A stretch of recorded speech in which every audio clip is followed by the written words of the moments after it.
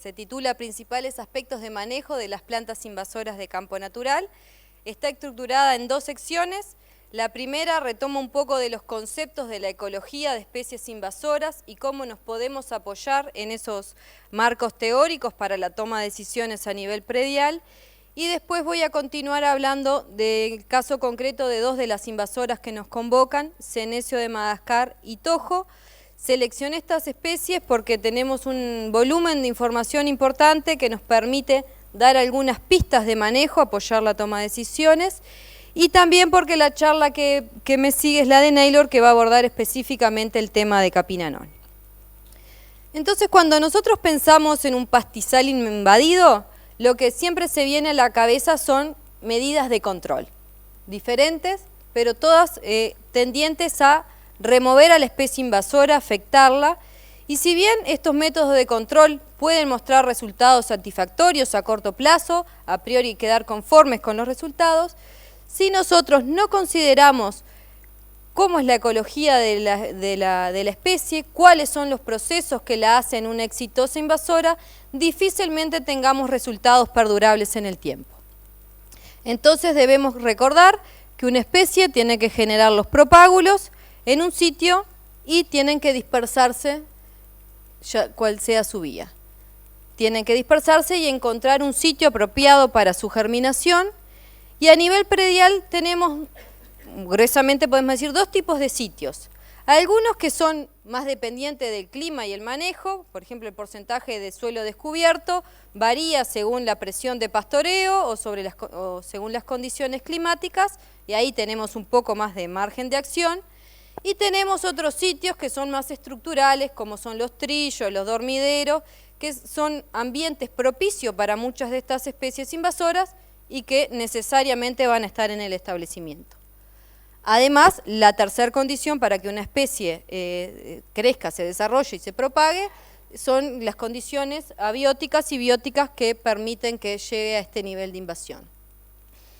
Entonces dijimos que teníamos que la invasión, dijo Ana Clara, era un proceso, ¿no?, que comenzaba por la fase de introducción. ¿Qué tenemos para hacer? Prevenir. Tenemos que evitar dispersar los propágulos, son acciones en esta medida sobre todo a nivel colectivo y de toma de conciencia, evitar traer especies que no sabemos cómo responden en nuestro ambiente. Si no pudimos evitar eso, tenemos que hacer la detección temprana, es decir, conocer los sitios y los lugares donde las especies es más probable que se encuentren y atacar el problema en sus fases iniciales.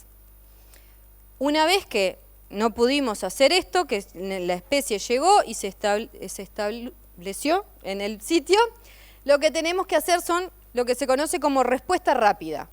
Evitar la generación de propágulos, que no pase de la primera generación.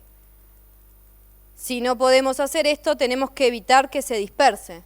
Entonces ahí tenemos en esa foto un ejemplo de una barrera a la dispersión, como es esa cortina de arbustos espinosos que probablemente está frenando el Capinanoni que está en el camino, y por el otro lado tenemos los animales que se están encargando de dispersarlos del camino al predio adentro.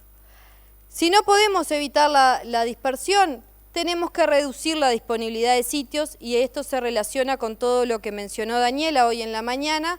Este campo no se veía Capinanoni y ustedes ven que están las estructuras de esta mata, que son las especies C4, las plantas de verano. Este campo estaba un campo bien pastoreado, bajo pastoreado, un uso comercial, pero no se veían síntomas de sobrepastoreo. Si estamos en la fase de propagación, que era la tercera etapa del proceso de invasión, los que nos quedan hacer medidas de control tendientes a reducir la disminución de la abundancia, y bueno, esto es gran parte de lo que ocupa la literatura sobre las plantas invasoras. Y en último caso, cuando el impacto es tan grande, se deben tomar medidas de recuperación, de tratar de reintroducir a las especies nativas. Y bueno, en esto es que hay un vacío de información más grande, no sabemos cómo salir de una invasión y volver al estado original. Por supuesto que cuanto antes actuemos, va a ser mucho más eficiente y mucho más barato. Senecio madagascariensis, ya hoy Matías nos habló un poco de los impactos a nivel de la salud animal. Algunas otras características que él no mencionó con respecto a las características de la especie, es una hierba erecta, entre 30 a 60 centímetros de altura, es anual, es decir, que nace y germina, se crece y da semillas en el mismo año, o a veces, si las condiciones son propicias, puede vivir más de un año, pero nunca más allá de los 3 años. Una característica clave para su distinción es que tiene 13 pétalos por lo general. Es capaz de florecer entre las 6 y las 10 semanas de que germinó, y muchas de las semillas que produce, que son 120 en cada cabecita, digámosle, la mayoría están listas para germinar. Pero aquellas que no germinan, si son enterradas en el suelo, pueden permanecer viables hasta por 10 años. ¿Qué es lo que tenemos para hacer en la fase de prevención? Evitar el ingreso de la semilla. Esta especie es muy frecuente y abundante en nuestro país, si bien no hay un dato concreto, todos los que andamos por los distintos departamentos la vemos. Entonces, la primera medida que hay que hacer es utilizar semilla certificada, ya que tiene tolerancia cero, es decir, que usando semilla legal estamos evitando este problema. Uso de fardos limpios, tratar de, si uno tiene que comprar un fardo afuera, en la medida de lo posible preguntar el origen y averiguar si había senecio, y por supuesto, si uno enfarda una pradera con senecio, no comercializarlo. Y siempre las medidas de higiene de vehículos y de maquinaria nunca están de más en un predio, lavar los vehículos que pueden haber estado en un foco de invasión de esta especie o de otras. Es una especie que se propaga a largas distancias, es decir, que aún así, teniendo estos recaudos, por viento pueden llegar las semillas de senecio. ¿Dónde la vamos a encontrar? Después de cuando tengamos unos periodos sin agua, enseguida que llueve, ella va a empezar a nacer en los dormideros, trillos, la línea de los alambrados, en las praderas, y tienes flujos de emergencia sobre todo en otoño y primavera. Es decir, que allí es donde hay que estar alerta. En las primeras fases de la invasión, ¿qué es lo que tenemos para hacer? Arrancarla manualmente. Es una especie que después de una lluvia se arranca muy fácil. Es importante embolsarla, porque si nosotros la dejamos en el campo puede volver a enraizar y no pierde la toxicidad, es decir, que la pueden llegar a consumir. Y también es importante saber que si nosotros arrancamos una planta que está en floración, se puede apurar la semillazón y igualmente dejar las semillas y aumentar el banco de semillas del suelo. También tenemos opciones químicas para manejar esta especie. En los focos de invasión lo que estamos proponiendo es hacer un control con mochila, planta por planta, y esos son los herbicidas que se han recomendado: MSPA más bromoxinil, Flumetsulan más 2,4-DB y aminopiralid para más 2,4-D. Y también es una especie que es sensible al herbicida total glifosato. Lo que siempre en cualquier control químico hay que tener en cuenta es que tratar de minimizar la llegada de herbicida a otras plantas que no sean el Senecio madagascariensis, por aquello de promover la resistencia biótica. Tratar de ser no solo selectivo con la selección del herbicida, sino también selectivos con la tecnología que utilizamos y la forma de aplicación. Muchos de estos herbicidas reportan que la planta cambia su palatabilidad, es decir, que de rechazarla al ganado puede pasar a ser apetecida, así que no vamos por controlarla a intoxicar el ganado. Leer siempre la etiqueta y respetar los tiempos de reingreso del ganado. Estos son unos datos de Juana Villalba y Grisel Fernández, profesoras de la EMAC en Paysandú, que lo que hacían era probar diferentes combinaciones de herbicidas. Allí están sus nombres comerciales. Y lo importante es que, bueno, ya dijimos cuáles son los herbicidas, son los mismos, pero tenemos un buen control de plantas. Esta es la proporción de plantas con rebrotes al otoño siguiente. Ellas aplicaron en junio y fueron al otro otoño a medir cuál de las que estaban aplicadas tenían rebrote o no, según el estado inicial. Entonces vieron, los mejores porcentajes de control se obtienen cuando la planta está en vegetativo. necesariamente las plantas que están en estado reproductivo, nunca el control fue totalmente exitoso. Así que el momento de aplicación también es importante, tratar de hacerla cuando las plantas lo más chica posible, mejor será el control. Bueno, en situaciones como la de la foto, que la invasión es prácticamente que la especie es muy frecuente y abundante, una de las opciones de manejo recomendadas es el control posicional con el herbicida glifosato y manejo del pastoreo para evitar lo que decíamos de la generación de sitios propicios. Recuerden que la semilla permanece viable y que se propaga por viento, es decir que en una comunidad que es muy frecuente, tenemos la pista de que están las condiciones dadas. Esas condiciones pueden ser el sobrepastoreo. ¿Qué tenemos que tener en cuenta para este tipo de herramientas? Primera consideración es que no son adecuadas para todo tipo de topografías. En tapices con mucha pendiente pueden llegar a hacer peor el remedio que la enfermedad si se da el proceso de que el herbicida chorrea para el campo.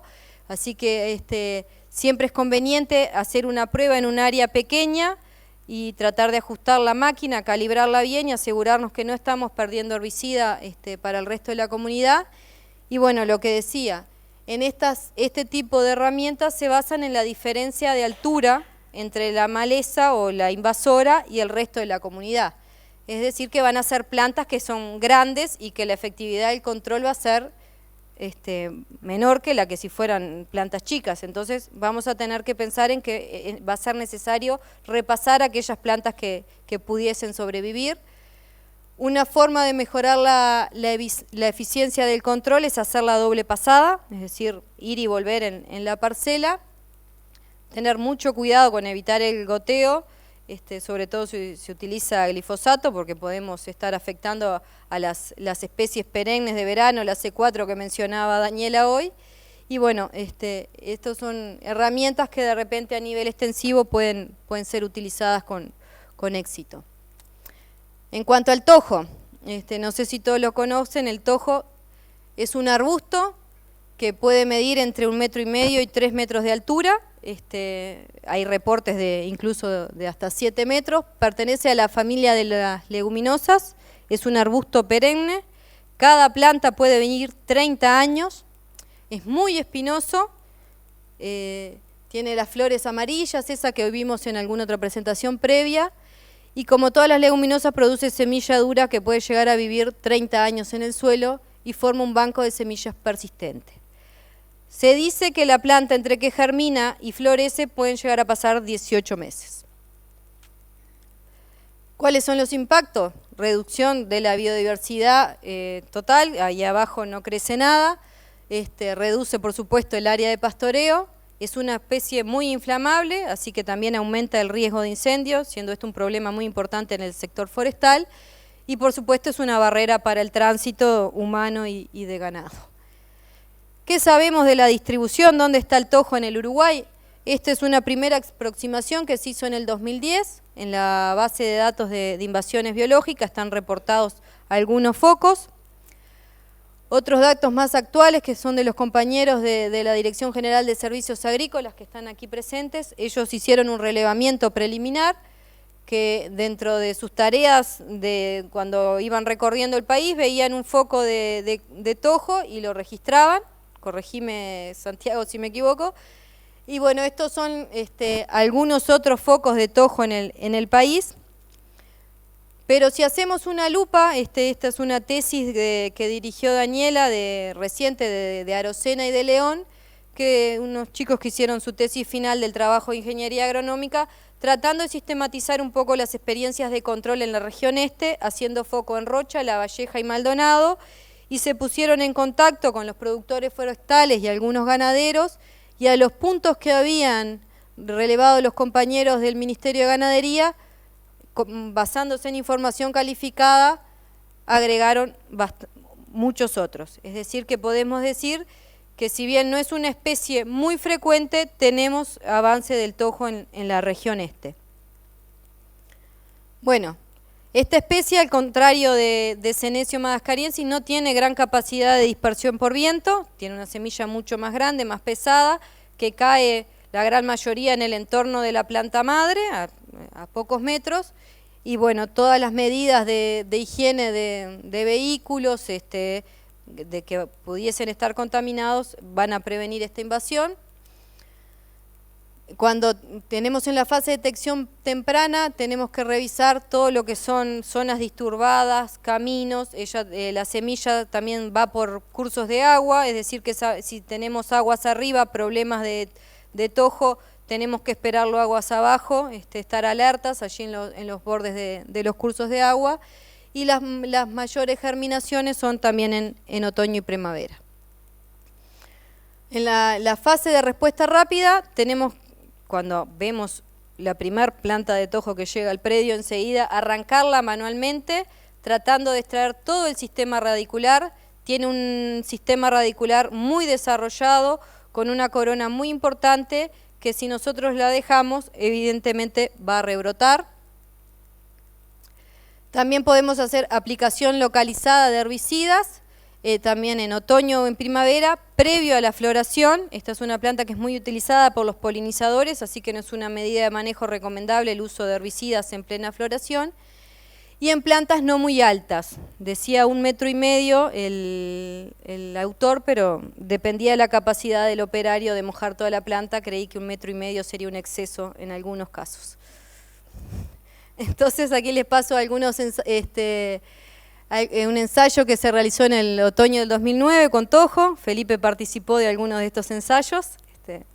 Y bueno, lo que se probaban diferentes herbicidas, glifosato, aplicado en otoño, 2,4-D piclorán, aminopiralid y dicamba, y lo hacían las aplicaciones con mochila hasta el punto de goteo. ¿Qué quiere decir eso? Mojar bien la planta, pero evitar que el herbicida chorree, hablando mal y pronto, al resto de la comunidad. ¿Cómo fueron los resultados de esos ensayos? Todos los herbicidas evaluados, acá es Tordón 101, 2,4-D más piclorán, todos los herbicidas tuvieron un excelente porcentaje de control visual, que se perduró en el tiempo. Pero un aspecto que es no menor es la calidad de la aplicación. Recuerden que yo les manifesté que esta planta tenía muchas espinas y aparte tiene ceras que recubren esas espinas. Por tanto, no hay superficie foliar que absorba el herbicida. De allí de la importancia de un correcto mojado de la planta. Esta es una foto también de esa tesis que les mencionaba, donde una planta tuvo una buena calidad de aplicación y donde se observa que está muerta el follaje, y otra que no está rebrotando porque, bueno, evidentemente la calidad de aplicación fue mala. Lo que ya les decía, tratar de usar boquillas con aire inducido y gota grande, evitar la pulverización con gotas muy finas, puede llevar el herbicida y disminuir la cantidad que llega a la planta. La mejor aplicación de cualquiera de estos herbicidas en planta puede llegar a matar la biomasa aérea, pero no va a disminuir el tamaño del banco de semillas, que yo les dije que era grande y persistente, así que vamos a tener que controlar. No solo no mata semilla, sino que hay más sitios disponibles. Entonces vamos a tener que necesariamente ser diligentes en controlar las nuevas emergencias. Otro método de control que es muy efectivo es corte al ras, motosierra, hacha, cualquier cosa que corte, y toconeo, que es la aplicación de herbicidas enseguida. Se corta y se aplica el herbicida, antes de que se selle la planta, digámosle, antes de los 5 minutos, y también ahí tenemos esta gama de opciones de herbicidas sistémicos. También hay que tratar de mojar el tocón y en el entorno del tocón aplicar el herbicida para que pueda ser absorbido por las raíces. Eso en la fase de respuesta rápida, ¿no? Vemos que a los 112 días de un corte sin aplicación posterior de herbicida ya tenían todas las plantas que fueron parte de este ensayo, todas tenían los rebrotes. y ninguna tenía rebrote cuando se hizo el corte y posterior toconeo con herbicida. En la fase de control, ¿qué hacemos cuando ya tenemos este tipo de estructuras? Una forma, si bien las medidas que mencioné anteriormente pueden ser utilizadas, en especial el corte y el toconeo, es muy trabajoso hacerlo cuando ya lo que tenemos son parches enormes de tojo. Una medida que puede ser comienzo de un esquema de manejo integrado de largo plazo es el uso de la quema. Hay que saber que el tojo proviene de áreas donde el fuego es un elemento natural de esos ecosistemas y que le aumenta la germinación de las semillas, promueve la germinación de las semillas y promueve el rebrote. Es decir, que el fuego solo va a ser estéril. Pero sí es una forma barata de disminuir la biomasa aérea.